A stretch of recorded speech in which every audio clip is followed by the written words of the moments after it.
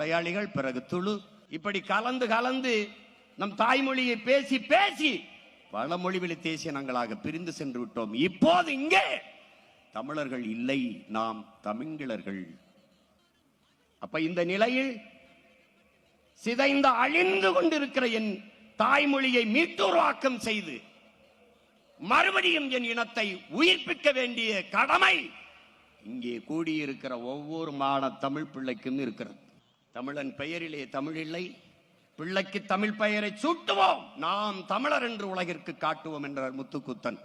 யாரும் தமிழில் பெயர் வைப்பதில்லை, தமிழில் பேசுவதில்லை. தமிழ் படித்தால் வேலை கிடைக்குமா, தமிழ் படித்தால் சோறு கிடைக்குமா என்று எண்ணுகிற ஒரு இழிவான மனப்போக்கு.